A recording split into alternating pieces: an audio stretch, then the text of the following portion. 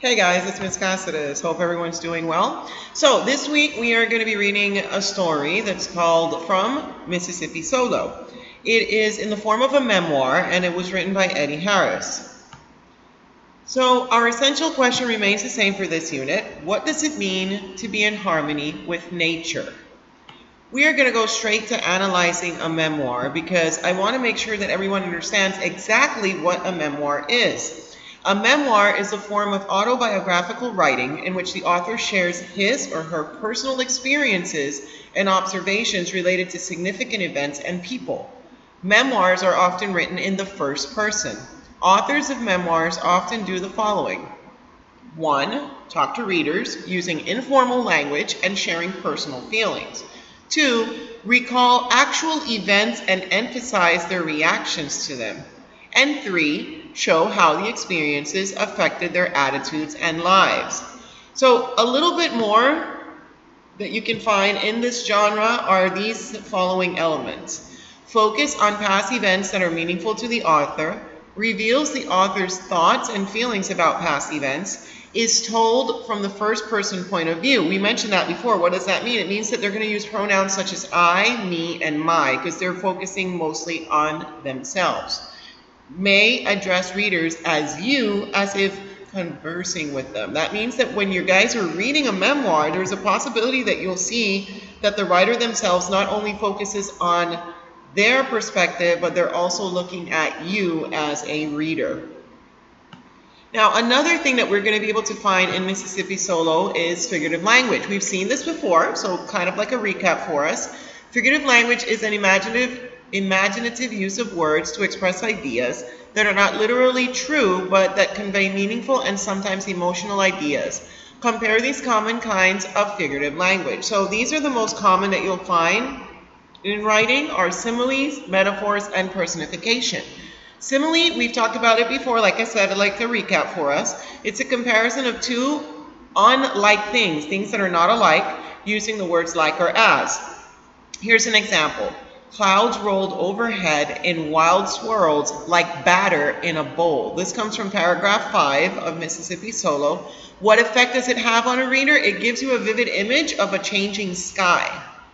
Metaphor is a comparison, again, of two unlike things that have qualities in common, but we don't use like or as to compare them. For example, the far curtain of the insulated air. The effect this has on it lets us know that warmth that is trapped inside a barrier. And then you have personification. Personification, is the giving of human qualities to an animal, an object, or idea. It's basically bringing something to life that has no life to it, per se. The river was talking to me. This comes from paragraph 2 in Mississippi Solo, and the effect that it gives us is that we feel a connectedness towards the river. Obviously, the river is not literally talking to us, but we feel connected to it somehow. Analyzing figurative language can help you understand the author's experience and feelings. This use of language can convey a mood or a feeling, that author's voice and personality, the tone, or the attitude that the author has about the events described in the memoir. Look for examples of figurative language as you read the excerpt from Mississippi Solo. Then we come down to our critical vocabulary. We have avalanche, insulate, splinter, and ethereal.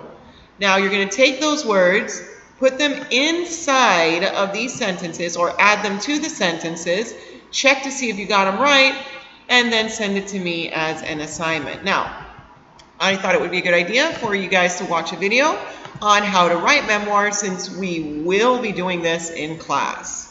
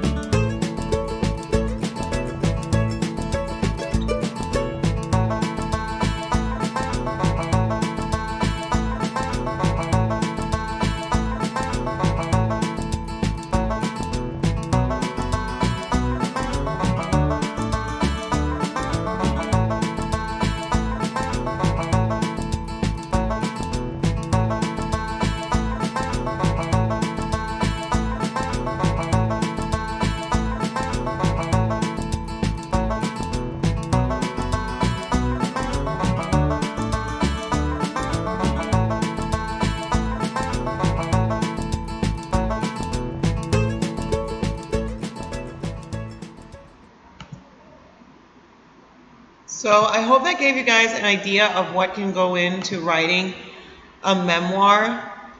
It's really important that you take your time, you follow these indications or steps. It's not exactly structured that way, but it's an idea or giving you an idea of how a memoir will go. Well, we'll see what the results will be like in class. Have a great day, guys. Bye.